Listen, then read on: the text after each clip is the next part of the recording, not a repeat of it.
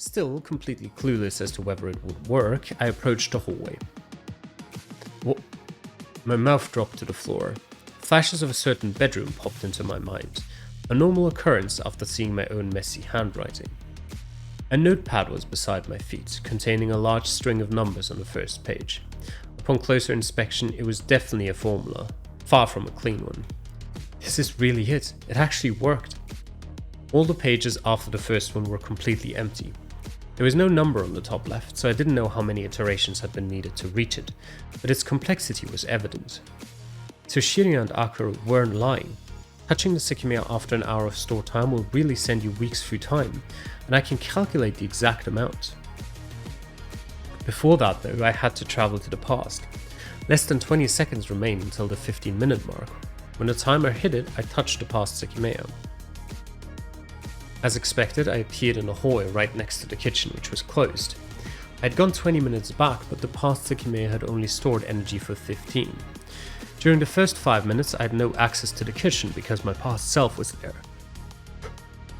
In the hypothetical loops, that time would have been used to check the progress made until the previous iteration. I went to the right bedroom and took a notepad from a drawer. I recalled all the numbers that had comprised the formula and wrote them down. Then I silently approached the hallway and left the notepad next to the living room. This is crazy. I wonder how much time was spent to reach this equation. It feels like an instant result for my real self, so I could even use something like this to brute force the computer passwords downstairs. I stood in silence until I heard my past self leaving the kitchen. The future Sekimeiya is in the refrigerator. I had a slight doubt. I understood the formula, but a certain factor wasn't part of it. Is that really it? Is there no other influential factor? I stepped over to the sink and set the plug for the drain. Then I filled it with water very slowly so that I didn't make noise. Once it reached the top, I took the future Sekimeiya out and put it in the water. I set the oven to count for 10 minutes.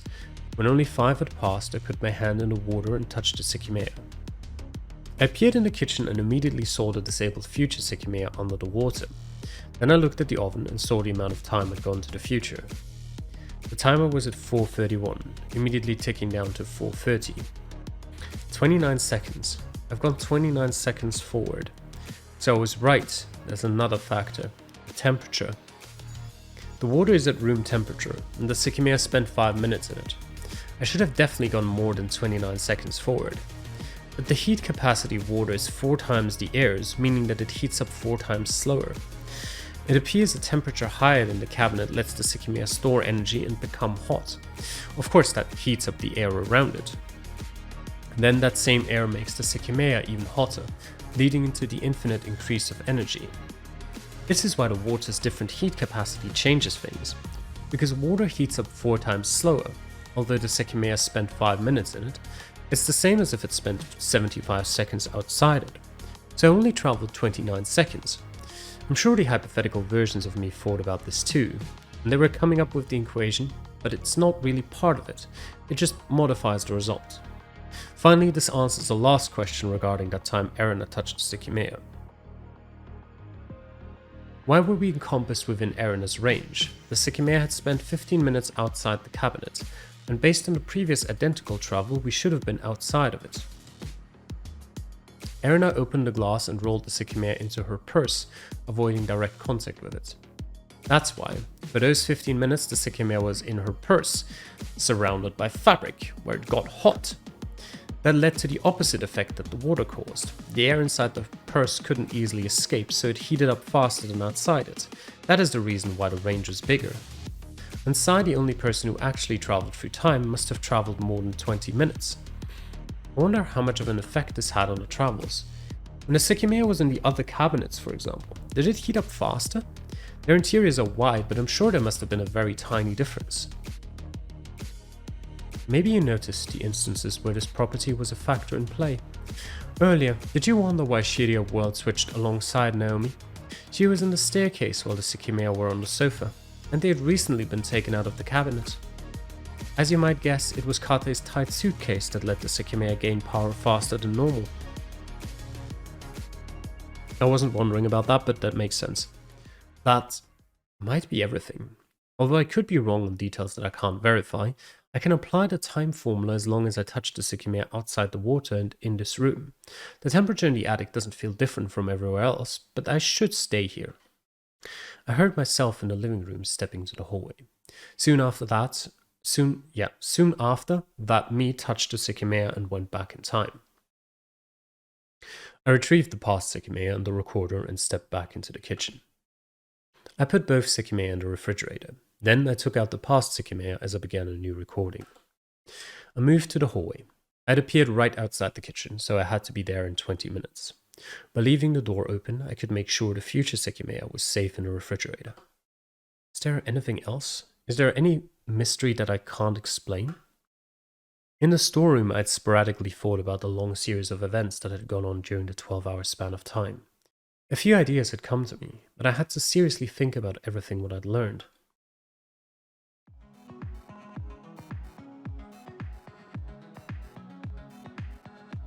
At 9, the smoke was released in the tower, beginning the attack that trapped us inside. What triggered the alarm? Was anyone aware of the Sekimeiya's powers? I was still not sure about the details behind it, but it's a lot clearer now. While we were asleep, someone hid the Sekimeiya in room B4 and turned on the temperature regulation. Was it Naomi? In this world, she ran up to the attic with them. There's also Kate. He wasn't in the security room, and he must have been who dropped the rusty key in hallway A. Beyond the truth of the attack, the third Sekimeiya, the one that doesn't work, was the only one inside the cabinet when we woke up. When Isla touched it, nothing happened to her. We went to the security room and contacted the outside. That's when we had the call with Suripo, who told us about the story behind Ashia and Sin. Before it ended, Sai turned off the monitor next to him. However, immediately the whole computer went off too. Who did that and why? At this point, I believe there's an answer far more likely than the others. Who shut down the computer in World B? Huh.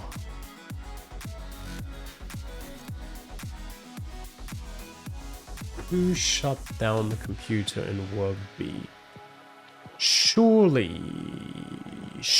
it's someone. I was gonna say surely it's someone from World B. Who are reasonable options for that? I mean, that was so long ago. To me, Kate seems like the most. Well, it's. Kate or Akuro are who I would consider for this. Is Naomi an option? The one Naomi that wasn't dead? No, surely not, right? Assuming that shutting off the computer in World B was on purpose to avoid contact with the outside. Yeah, I still think it leaves us with Akira and Kate.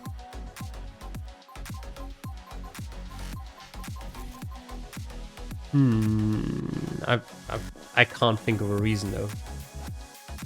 Maybe it's just because I've spent too much time thinking and my brain just doesn't want to work anymore.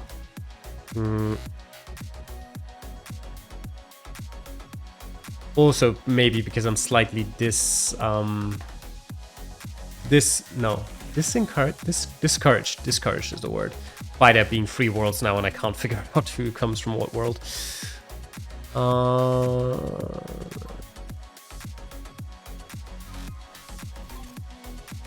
Let me go back to the scene. It was like here, wasn't it?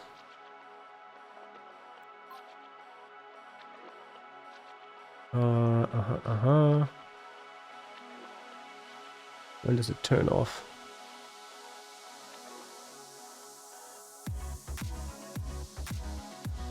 Was it Naomi's Sai said? It was time to look at the recorded footage. Wait, was it? It literally said one. It was Kate, wasn't it? Yeah, security footage that Kate was on. Was it? Which Kate was it?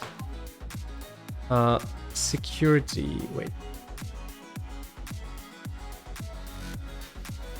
Footage. You go back to that then. Wait, was that not in this chapter? Surely it was.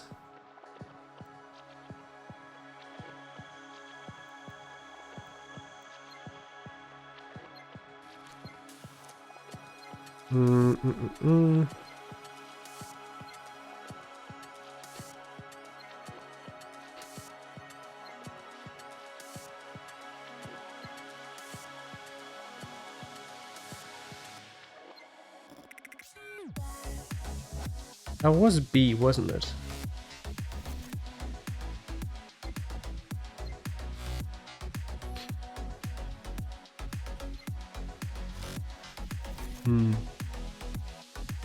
Yeah, okay, wait. You remember that Atsuki found it there, but that didn't happen in World A, did it? That was in World C. You might know who found the key in World A. It was Akuro. Although many things were different, Atsuki only came across it in World C because Kate had been staring at the floor, but he wasn't there in World A. His mind threatening to collapse in on itself, Kate realized his only option was to escape from the building as quickly as possible. Store him before the others woke up.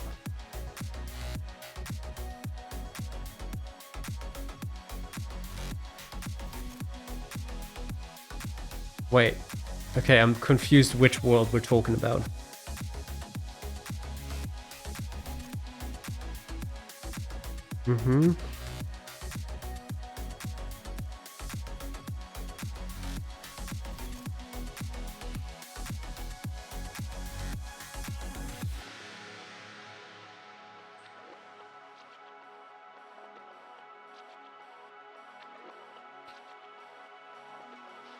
Yeah, which Kate is this talking about? Kate wasn't there in World A. So it can't be that, but is it B or C? Because this said, meanwhile in World C, everything happened similarly.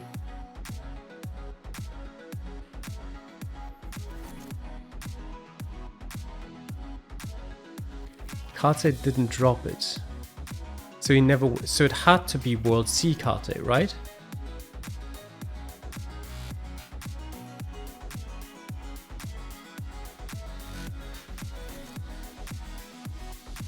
Wait.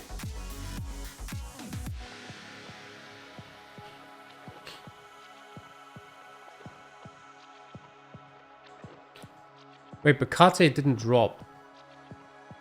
Kate never... Wait, what am I talking about? This never happened in World B. Kate wasn't recorded in World B. And the phone call with Tsurugo happened in World B. So this is not relevant. Then who shut down the computer in World B? I just spent 10 minutes thinking about something that just isn't true. I don't know. But what if Kate traveled to... No, that's still... But without his knowledge, maybe? What about why don't I just say Akuro A? Just get it over with. Tell me what the right answer is. I figured it was Kate. But why? I think it was Kate, the person who was sitting in front of the computer. When it happened, we were about to look at the recorded footage. That would have revealed that he hadn't been in the security room, and who knows what else. Okay, fair. But which Kate? So is it just... Can I go back just to make sure it was Kate B?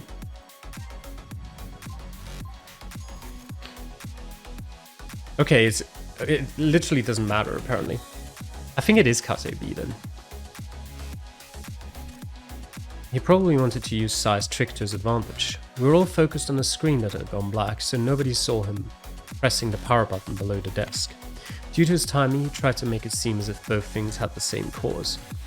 The first thing he did was crouch under the desk and check the wires. He said nothing was wrong behind the computer, but I think that what he did was disconnect the cable. Then, when he repeatedly pressed the power button, the computer didn't turn on. However, he couldn't leave it like that. If we explained what had happened to the police, they would immediately notice the disconnected cable, and no one would believe a word Kate said. So after he acted like he'd been trying to figure out the issue for a long time, he reconnected the cable and the computer was able to power back on. I think I just massively overthought this one because of the previous questions. I don't think that's all he did though. During all the time he was below the desk, he unplugged the camera system from the computer. Later into the day, I realized the drive that stored the recorded footage wasn't being detected. And even that wasn't all. We tried to communicate with the outside a second time, but upon inputting his credentials, an access denied message appeared. Why? I'm not completely sure why he would have done that, but he could have purposely entered an incorrect password to prompt that message. Perhaps there was a reason why he couldn't allow a second call, but he must have done that. After all, there's no way Ashia would have been the ones to cut our single method of communication. He wasn't in the security room when the smoke went off, but one of the things he said was that he tried to do his part of removing the shutter and that the system hadn't let him. That didn't actually happen, but Suripa told us that a similar error was affecting Ashia. Since Kate knew or lied about it without having experienced it, it follows he was probably the cause behind it. He didn't want the exit to open before the time limit. That means there was something he had to do before the time expired, and deleting the saved footage was likely part of that. When we were done, we left him alone in the security room. That was the time we later learned footage had been erased. He used it to briefly reconnect the system and delete what he didn't want us to see. We looked through the crystal floor, but we didn't find Naomi. Then we separated into two groups to look through the other floors. Erna, Isla, Shiri and I took the elevator up to the 6th floor. On the 5th floor, before Isla told us about a friend, we heard the elevator. Since we had left it in the 6th and the other group only heard it once, it had to have been going down. We had that. Wasn't it like... oh god. It was so long ago. I don't remember. At all. My brain tells me it was Shirya and Atsuki together? From like world... Wait, world... Which world had me in it? Was it A or C? Wait.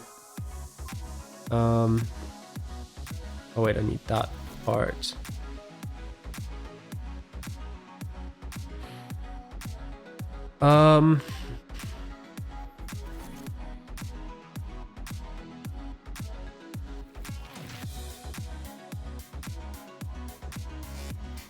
I can't remember anything.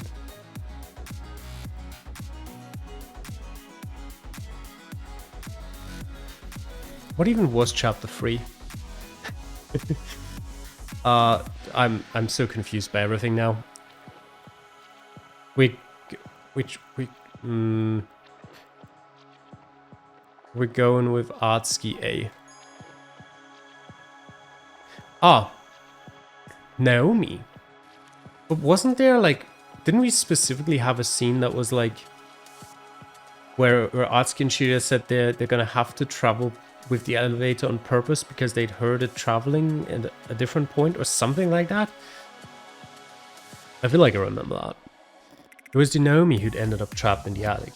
When she appeared there, the elevator wasn't working, but she must have eventually tried it again after Kate re-enabled it. From the 6th floor, the elevator went to the attic. Of course, we didn't hear that. Then that Naomi used it to go all the way down. It was soon after when we found Naomi's first corpse in the hallway B crystal room.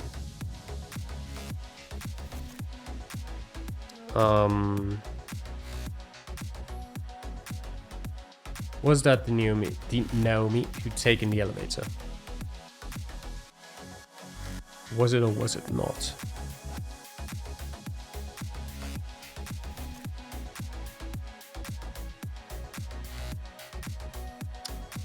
I'm gonna say it wasn't.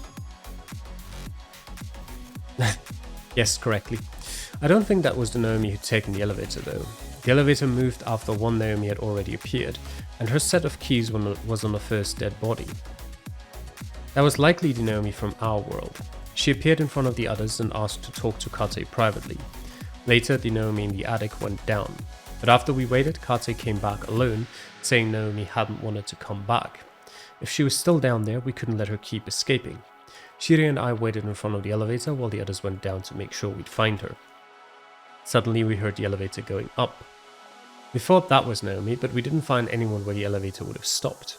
The reason was that my past self was the person who'd been boarding it. Okay, that was that time then. And while we were discussing what could have happened, our crew came running. The Sekimeiya had vanished from the cabinet for the first time. Everyone was waiting near the stairs when we arrived. Shira and I saw the empty cabinet in the event room, but the priority was still Naomi. She had to be there. Making sure nobody could leave, room B4 was eventually looked into. That's where we found her corpse. Who killed Naomi B? Surely Kate, right? Kate B? I've overthought the past two heavily, so I'm just going with the most simple thing I can think of, which the game apparently agrees. Someone coming from the future could have killed her, but I'm inclined to think that it was actually Kate. It happened in a room where the Sekimeiya had been hidden, and in this world Naomi didn't bring them there.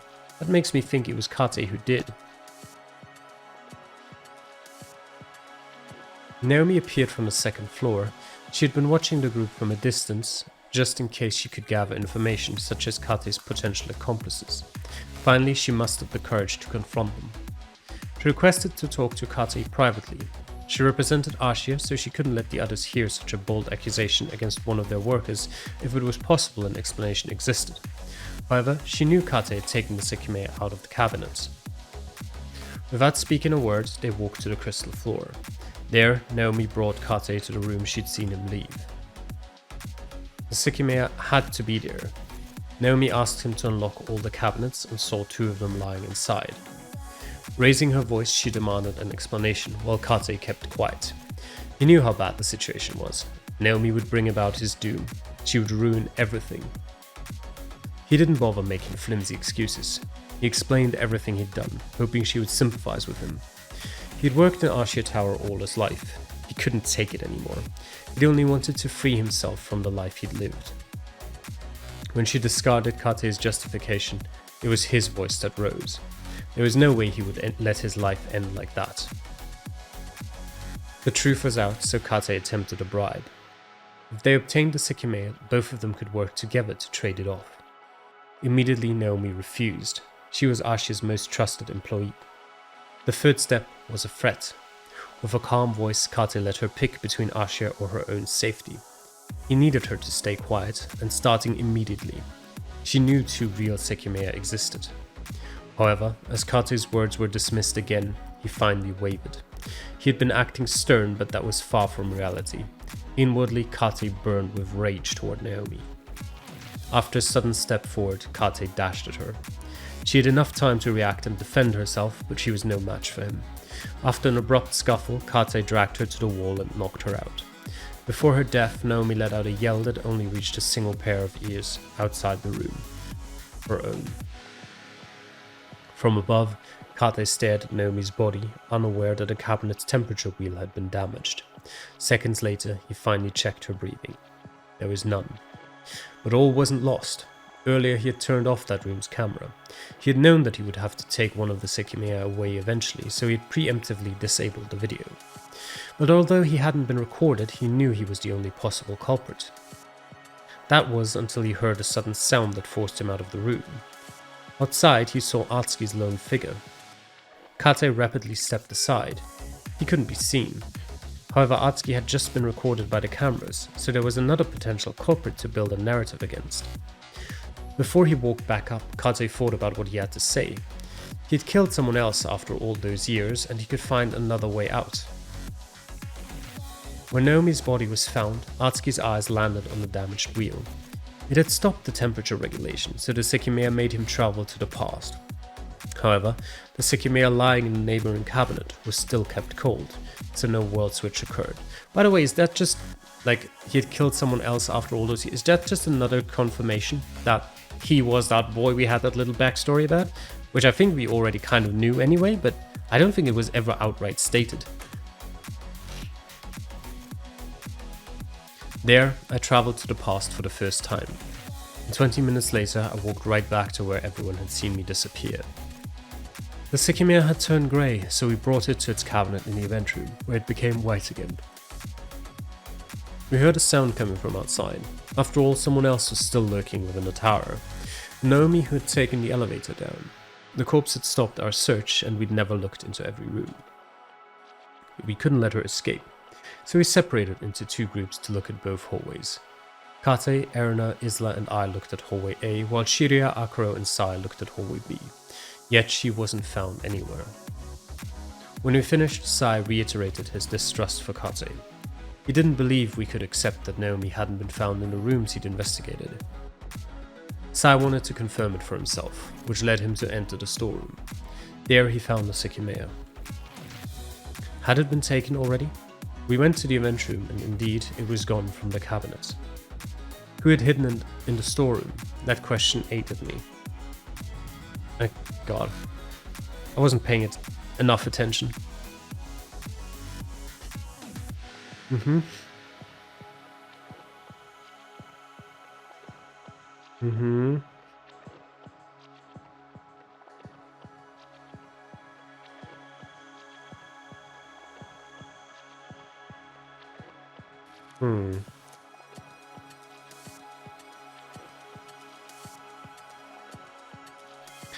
Who would hide the Sekimeiya? At this stage, there's only two possible options, I think, who would want to hide the Sekimeiya, which would be either the one Naomi that still lives, or Kate.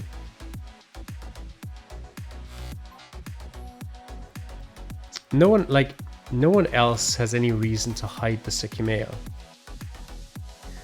Akuro, maybe he's like not an option, but I believe it's one of these two. I'm gonna go with Naomi. I believe I now understand what happened. To get the Sekimeiya out of the event room's cabinet, the key was necessary, and it was with Naomi's corpse in room B4. That means that someone who investigated hallway B must have taken it to unlock the cabinet. Okay, so not Naomi, because... okay, we're not even talking about her. I figured that was, by the way, probably how you were supposed to solve that. I just didn't want to take the time, to be honest. However, none of them could have hidden it in the storeroom without being seen by the people who'd investigated hallway A. That's why it didn't make sense. The answer is that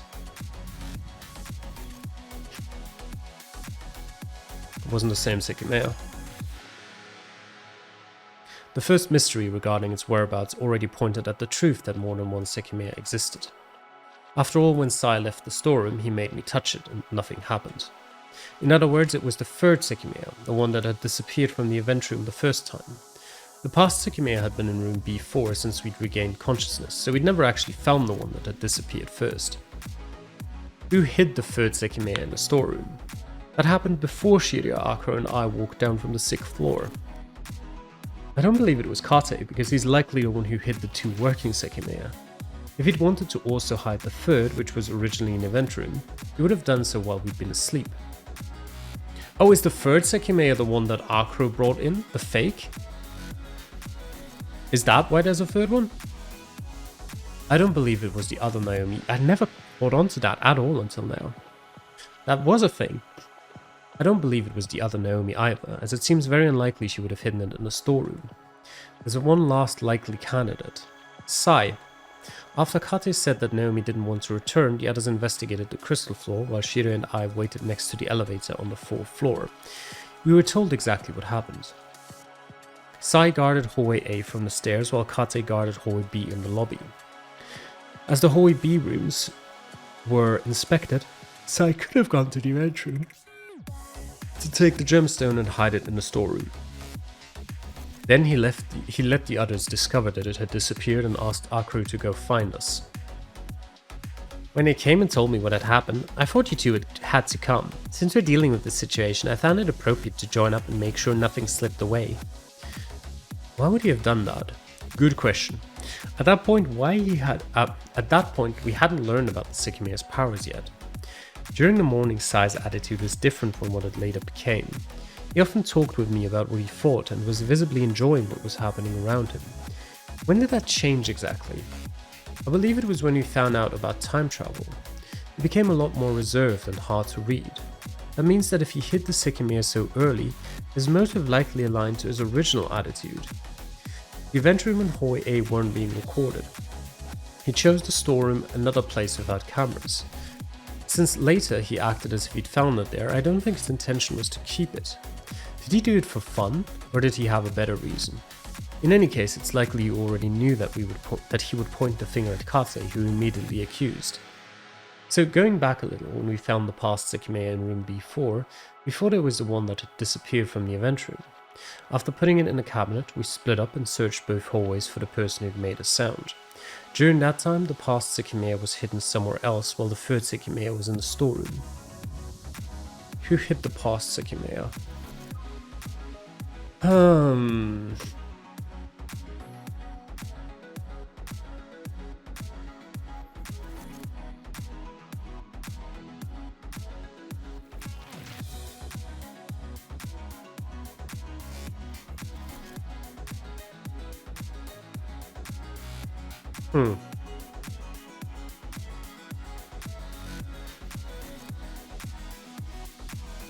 Who hid the past Sekimeiya?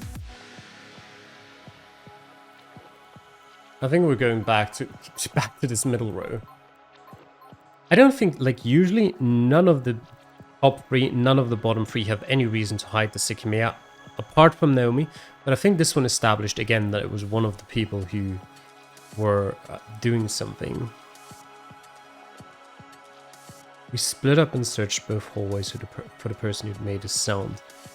It was in room B4, wasn't it? Okay. They split up. I could go back and look at who split up with whom exactly, but...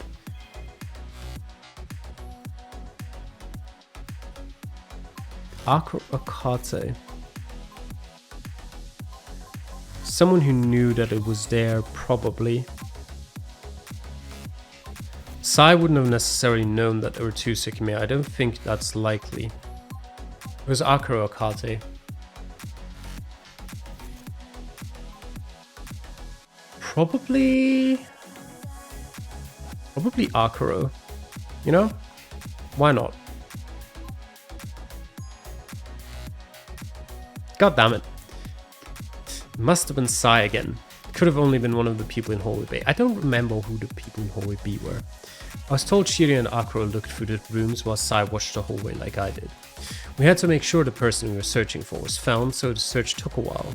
That means that while Shiri and Akuro were inside the crystal room, Sai could have picked up the key in room B4, taken the Sekimeiya from the event room, and then hidden it somewhere in hallway B. Then Shiri's purse must have been a good place to dispose of the key in a rush. Yet by acting like he'd found the Sekimeiya in the storeroom, he removed the blame from himself. If it had been hidden in the storeroom, he couldn't have been the culprit. I didn't really think about it, but he said we couldn't trust Kate's search and never ended up looking at all the other rooms Kate had searched through. And still, I'm sure there's another reason Sai did that. I don't know why, but everyone thought only one Sekimeiya existed. By finding the one that didn't work, he made sure we wouldn't search for the one he had hidden. I see, that must be the answer to that question. Why is the Sekimeiya being hidden when it can easily be found? I wonder who knew the truth. I wonder who knew that 3 Sekimeiya existed. The people who did kept hiding them, because if the Sekimeiya in the cabinet was the third one, no one would realize that there were 2 more to find. The quality of the hiding spots hardly mattered. We just found one Sekimeiya and thought that was it. Maybe they were often poorly hidden precisely so that we'd find one and stop the search before coming across the other. Akuro knew it from the beginning, and Sai learned it shortly after. They knew 2 real Sekimeiya existed alongside Sin's fake. For 12 hours they had a plan in mind, to keep one of the real Sekimeiya hidden. If that was achieved, Ashia would find 2 Sekimeiya and they wouldn't search for the second real one. That was how they intended to pull it off, and why they didn't want anyone else to know the truth. The Sekimeiya were hidden countless times, but the intent was rarely to keep them from being found. We still hadn't found the Naomi who'd made the sound, which meant that she must have run up in time. That's why we searched through the higher floors. Shira and I stayed on the 5th, and although we didn't hear anything, something strange happened with the elevator. Sai heard it 3 times, meaning that it must have initially been on the crystal floor, which was not where we'd last left it. I don't believe Sai lied. Something happened during that time. That's because in the event room we heard another sound. It was the bathroom's door closing. Then inside it we found Naomi's second body. However, I later travelled 40 minutes to the past and appeared on the crystal floor before it all come back down. I kept a close eye on the bathroom, but nothing happened until Naomi entered it. First of all, why was Naomi not found? I inspected every floor but the attic. As I now understand the attic's footprints, I don't believe that Naomi went back there, especially too because she didn't have the key to unlock it. This means that the search failed to find her. A different person stayed on each floor, so it's possible one wasn't investigated. The floor the person who used the elevator was supposed to guard. Erina and Isla were on the second floor, Sai was on the third floor, Akira was on the fourth floor, Chiri and I were on the fifth floor, Kate was on the sixth floor. Who caused the 3 elevator trips?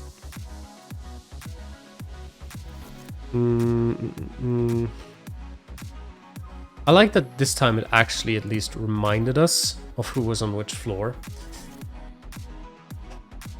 Sai heard it 3 times. Must have initially been on the crystal floor.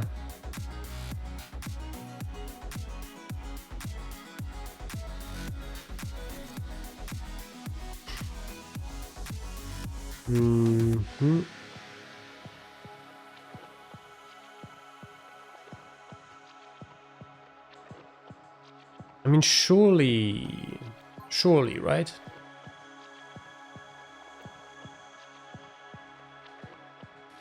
That feels the most logical. I mean, technically, because Kate was on the 6th floor, technically,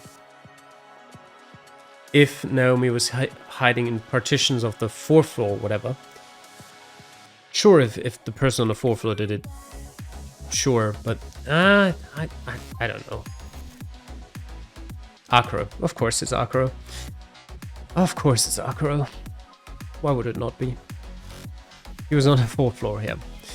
You know what? Before it said the thing about the elevator trips, I considered Akira as the killer of Naomi, just because we know he'd been murdering. Had he been murdering people? I think so, in one of the worlds. We told him we'd left the elevator on the 5th floor, but for some reason it was originally below Sai. If he called it from the 4th, Sai would have heard it. Then he used it to go to the crystal floor. Why though?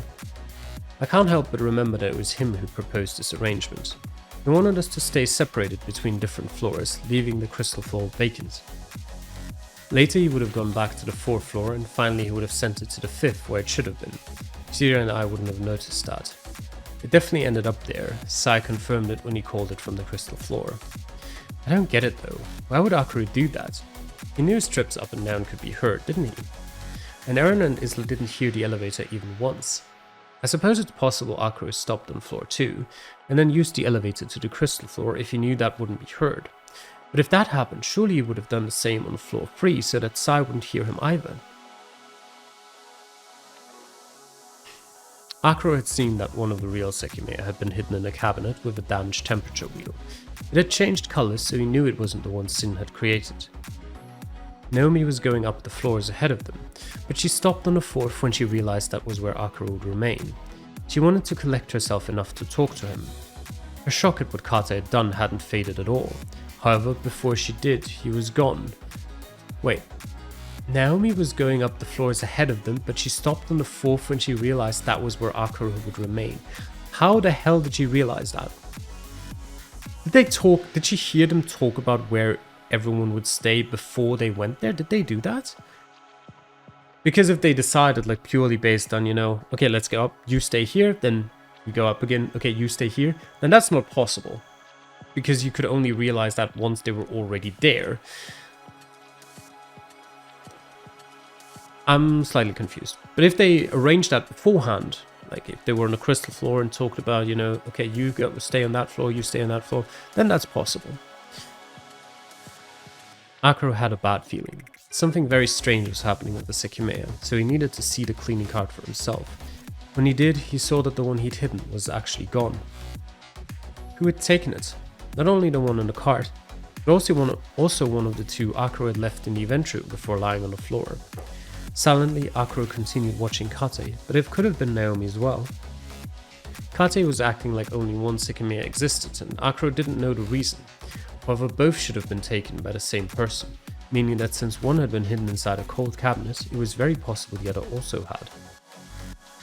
During the previous search, he had looked through that room. He knew there was another cabinet that had been set to 0.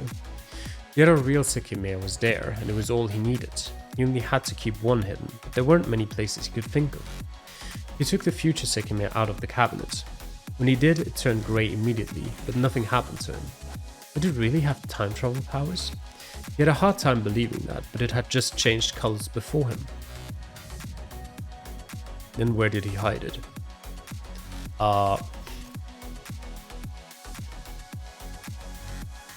Did he hide it in the bathrooms? I kind of want to go with that. It could be in the staff room, maybe. I don't remember the timeline. I know where people found Sekimeiyas. I know Shirya, very, very late in the day, found a Sekimeiya in the bathroom. I'm pretty sure Atsuki found a Sekimeiya in the staff room, in one of the lockers. If it's one of these, I don't remember.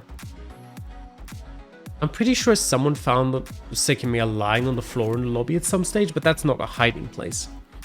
I'm gonna go with the bathrooms.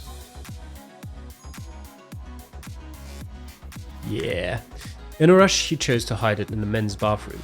Inside the water tank seemed like a good idea.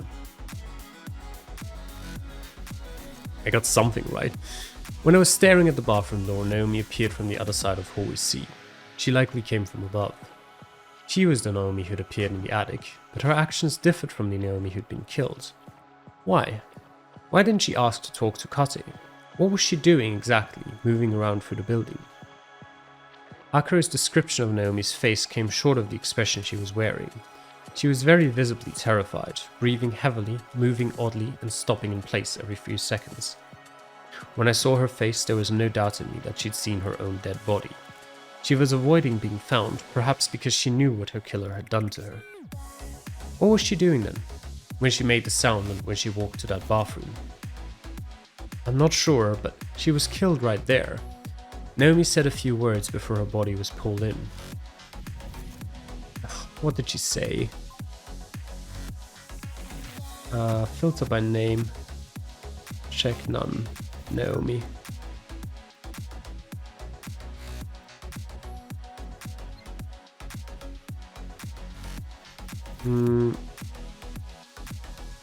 That's okay. That's not it then. Just say anything in chapter 2. Alright, that was that.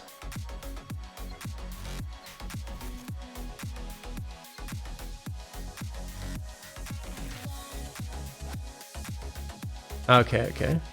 So not here.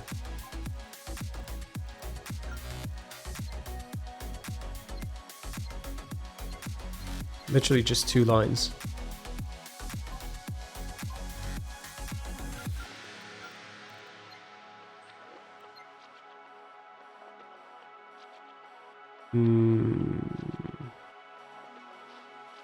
Okay, yeah, that was that.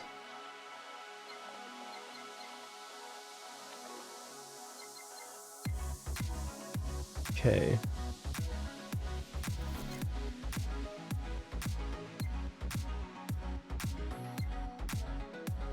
That had nothing to do with the bathroom scene. Okay, so it doesn't actually show up as something Naomi said. Can I find it in the notes?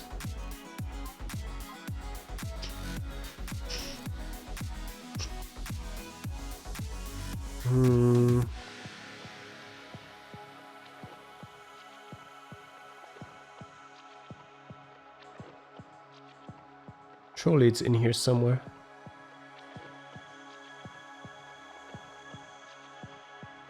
Inside the bathroom we find Naomi's corpse. Yeah.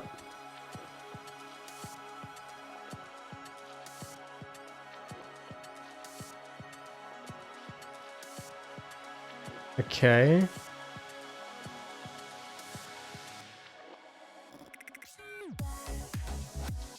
Okay, here we are.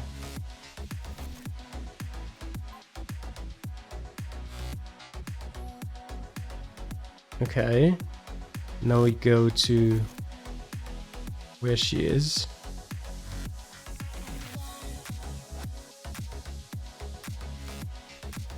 Uh-huh.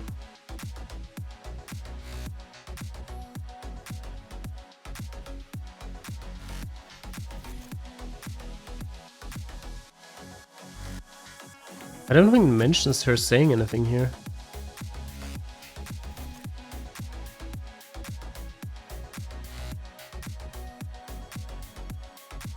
It doesn't. Wait.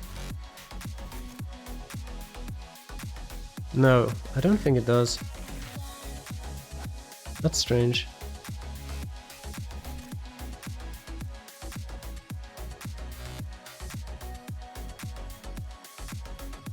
Did I miss it?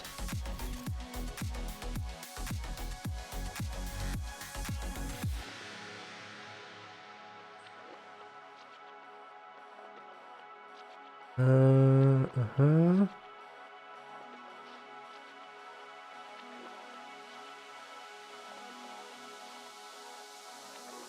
Okay, I was too far to hear her, but she was speaking. Okay. So we don't know what she said. Let me go back to this.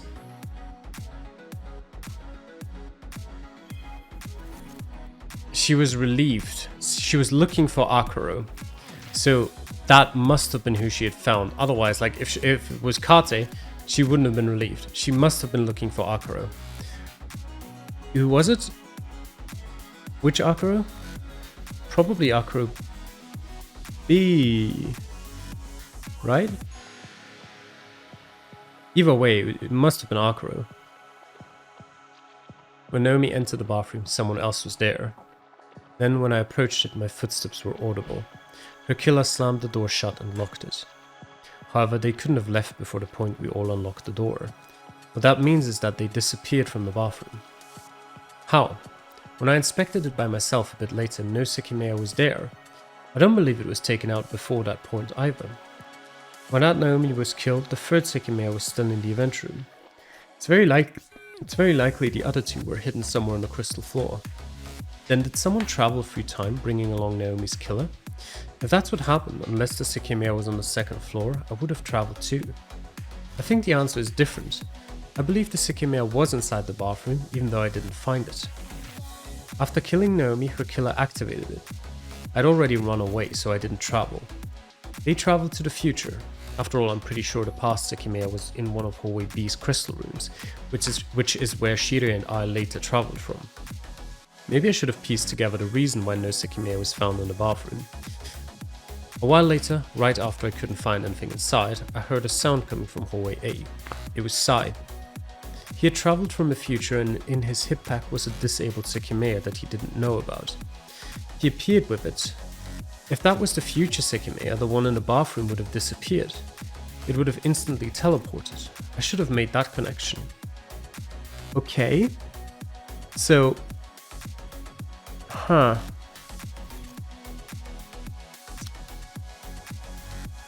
Weird.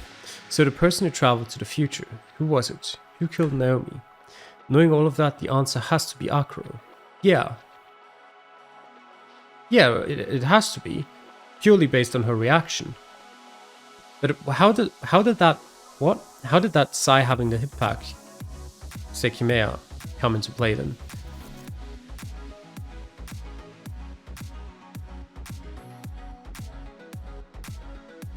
So, was that because Akuro traveled to the future and the Sekimeiya's location? I don't know. I have to be honest, I don't know. Wait, I think I didn't read that. When I approached the bathroom, the door was slammed. I knew the whole floor was about to be inspected, so I ran up the stairs. Then, eventually, the others walked up. They'd found the attic key. As soon as I could, I went back down. I tried to find Akuro, who had suddenly disappeared from the group, but I couldn't. I stopped myself when I saw the bathroom's door. It looked identical to how we'd seen it with the group when we found Akuro behind it, and I realized it had been me who left it like that, which meant that it was unlikely anyone else would go through that door. And it never happened.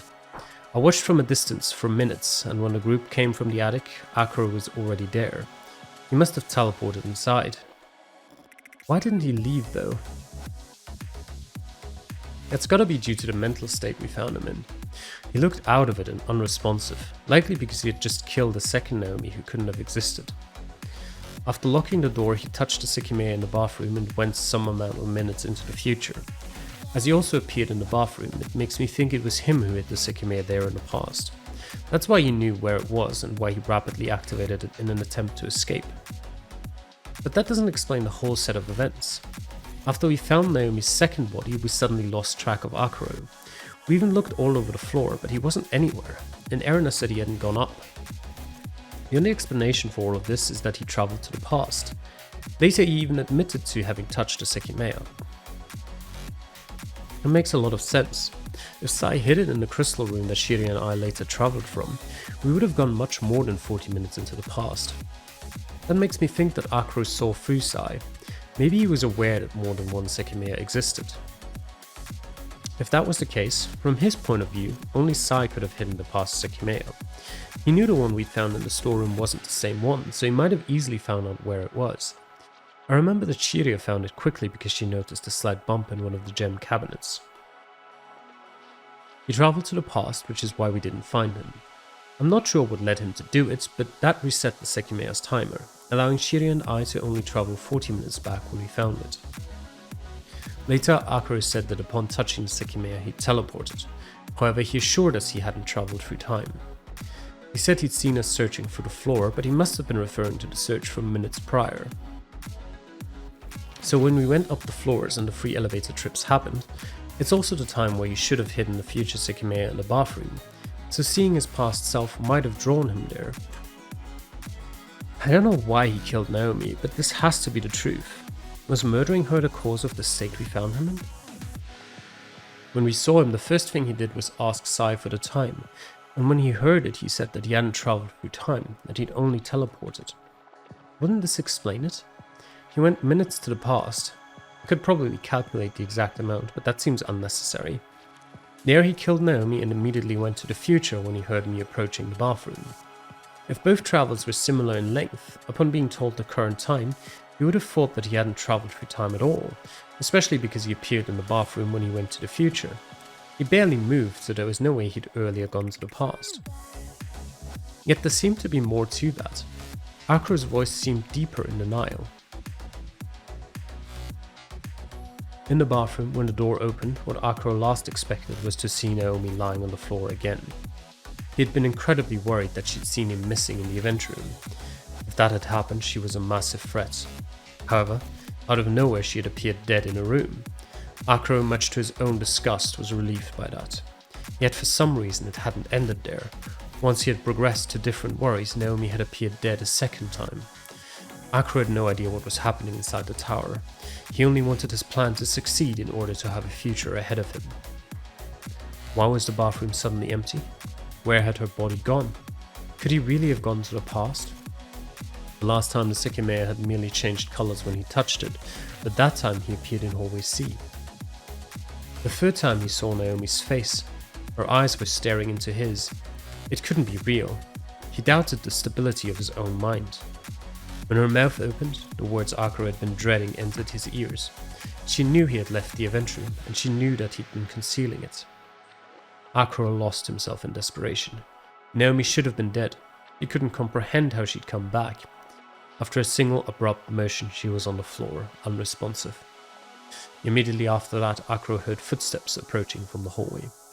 He was barely able to make them out over the violent drumming in his ears. As fast as he could, he slammed the door and frantically looked around him. When I realized one of the keys the first Naomi had was the attic's, we went there for the first time. Sai pointed out that Naomi's footprints didn't make sense, and we found an empty suitcase on the sofa. It was the same one we'd seen in hallway C. It had come from another world alongside Naomi. That's likely where she was keeping the Sekimeiya. To change worlds, both had to be powered on, so they didn't travel with Naomi. That's why the suitcase was empty, and it's why it wasn't in the attic in this world. And now that I think about it, someone reacted differently to both suitcases. Kate. Before we entered the attic, when Kate went to grab the bathroom key, he brought the suitcase and hallway C to the security room, but he never did that for the one in the attic. Why? That makes me think it's because Naomi brought it up there. In other words, it wasn't a threat to him. He didn't know anything about it. We didn't find anything else of importance in the attic, so we went down to find Akro. He was in a crystal floor bathroom and told us to leave him there for a while. We ended up going back to the top, and in one of the bedrooms, I noticed the voice recorder in Isla's purse. Now I know a lot more about the audio that we heard, but why was it there? Why did it travel to the past? Can I figure that out? How did the recorder from the future end up on December 15th?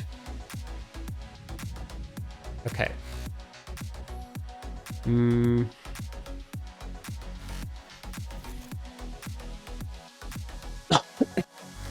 I mean, the only logical explanation is this. Surely.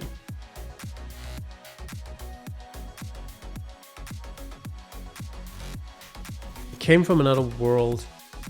I don't, like, this makes no sense. This makes no sense. This makes no sense. It has to be 1 or 4.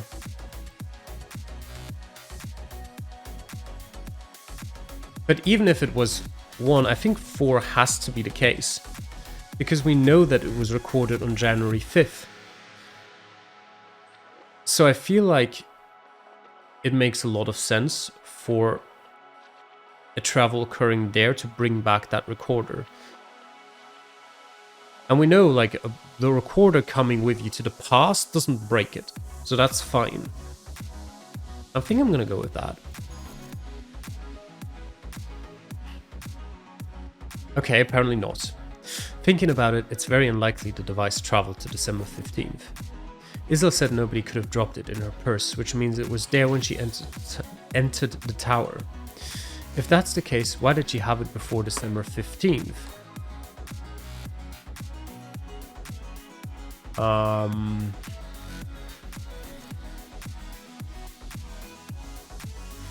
It traveled to the future instead. Makes no sense, because why would the recording be there then? It came from another world, yes.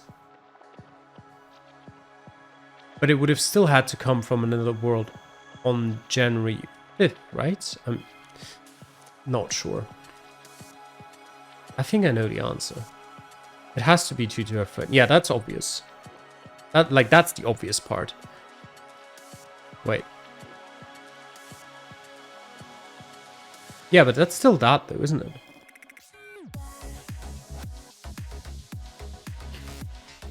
Wait, yeah, no, I excluded my answer. That's not actually, the game hasn't told me my answer is wrong yet. I may well have picked the right answer still. Now I know that her friend was a version of her from another world. She met with our Isla quite a while before December 15th. She knew about the attack, so she must have traveled to the past at some point. Apparently when Sai and Akro escaped from the attic, they met with Isla. Even Erina heard her from the bedroom. She was dead at that point, so she probably wasn't the same Isla we'd been with. Despite that, we never found her after we left the bedroom, so she might have traveled to the past at around that time. She went many days into the past, and the location where she appeared had to be identical to where she'd been in the proportional future. That means days after December 15th. So what happened to the device after it recorded the audio? Isla saw Sai hiding it, and it was she who ended up with it. If the replicated location was from a time where she still had it in the future, she would have appeared with it in the past. Isla's friend had the recorder days before the event. That's how it got to the past. Why was it inside our Isla's purse then? I can't know that, but it's likely the recorder appeared inside her friend's purse. Then both Islas tried to hide the existence of the friend from Erina. 2 identical purses were in the past. It was probably a mix-up at some point, like the original Isla mistakenly taking the wrong purse for some reason. Yeah, that makes sense. That could be why the recorder was in a tower on the day of the event. I don't think I need to know exactly how it came to happen, but it had to be Isla's friend who caused the recording to exist in the past. So you're not actually going to answer the question then? Why pose the question in the first place then? If you're gonna say, I don't think I need to know why, like how it happened. Okay, I'm just gonna assume I was right then. Because that it came from her friend is obvious.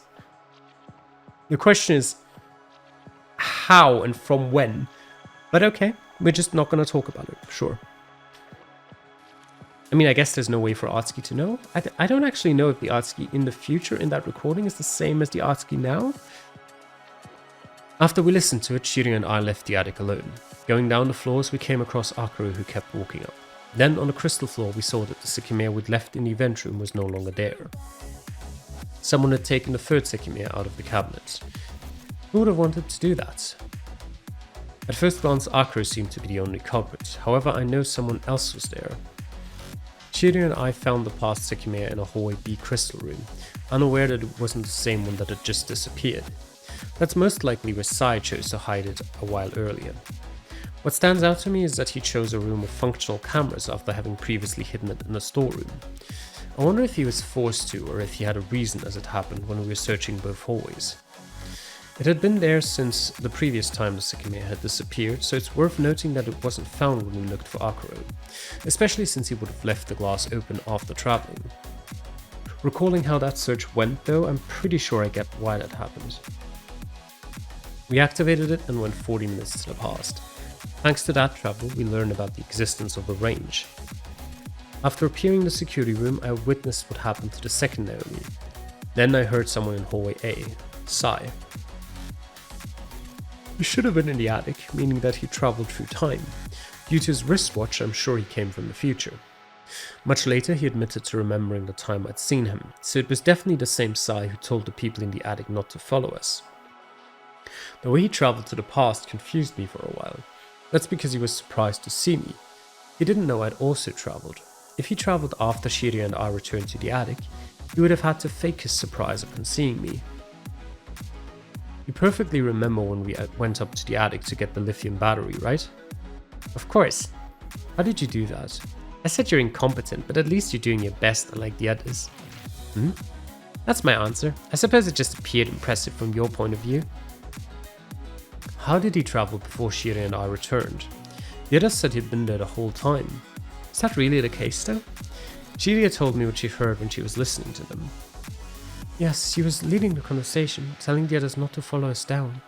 Akaru was there too, and she confirmed having seen us. Sai was telling them to wait for us, because if something happened, we'd be the culprits since we'd left of our own volition. I see, so he wanted the others not to come down. That's what he kept saying. He never left and the elevator was still there with the door open.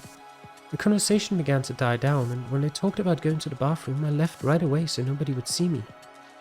I stayed in the living room for a couple minutes with the doors closed, but I think that they all took that time to go to the bathroom, so I started going down again since I still had to find you. I looked through every floor until I saw you right as I was about to start with this one.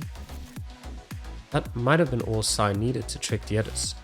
Everyone went to the bathroom, so when it was his turn, he could have gone to the crystal floor. He had hidden the past Sekimeiya, so he travelled after us when it had already gathered a lot of energy. There was something curious about Sai's behaviour.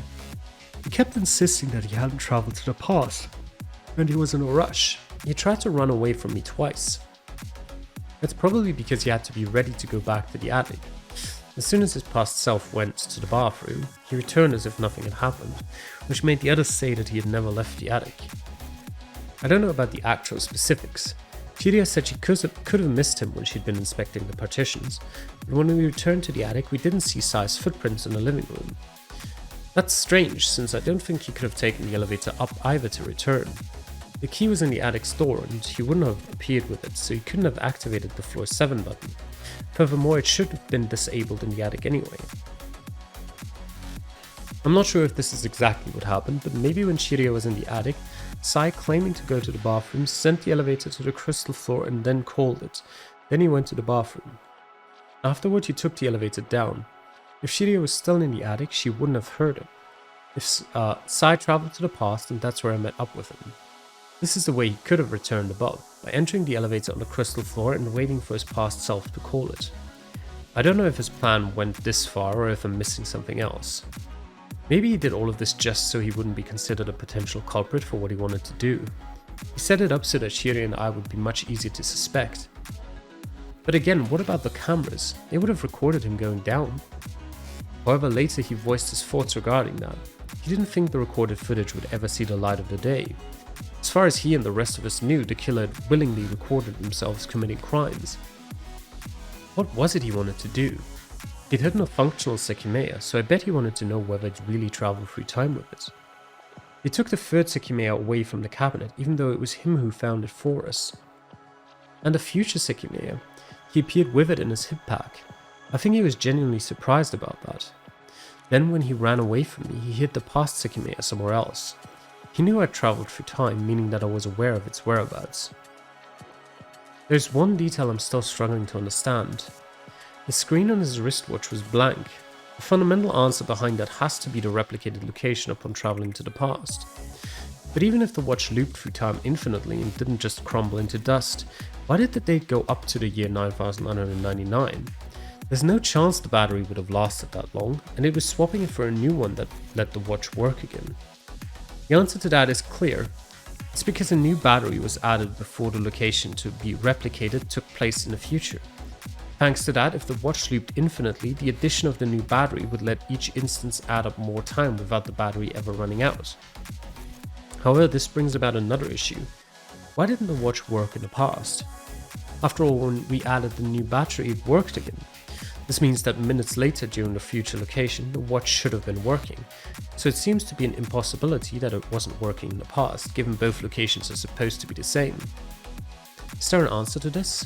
One that makes sense?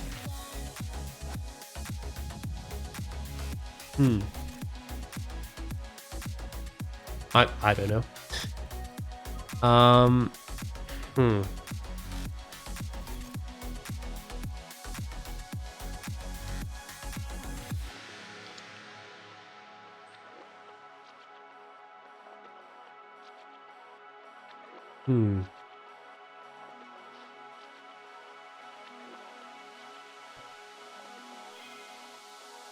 I mean, Sai could have changed it back, I guess. You know what? Why not? Let's try it. If Sai swapped back the batteries before the future location, it would explain the broken watch in the past. However, I have no reason to believe that's what happened.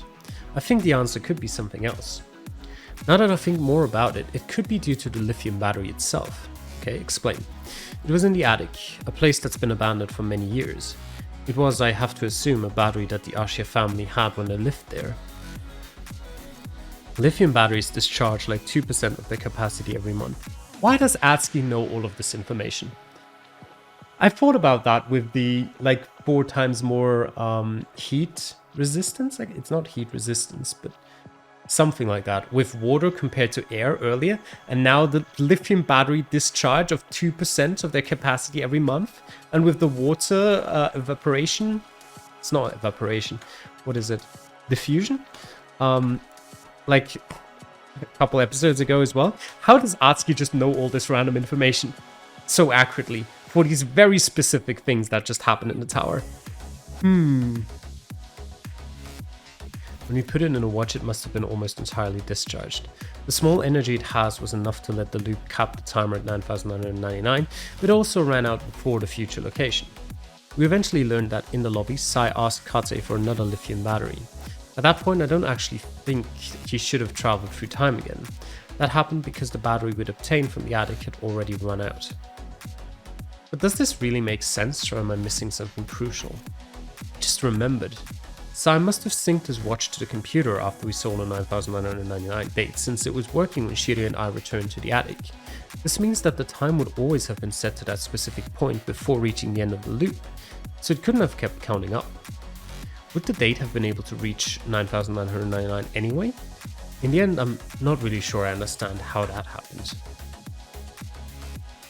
Okay, so, and I think we're gonna cut it off here. I've been recording for like 4 hours now or something ridiculous like that, and there is like literally no good cutoff point in sight. I've been looking for a good cutoff point for a while now, and I think the game is literally just going to continue like that until it's gone through the whole events of chapter 1 again, which might take another 4 hours, and my voice is going to die. So this feels as good a point as any to end today's episode here. Thank you for watching. Hope you enjoyed, and I'll see you guys again next time. Till then, bye.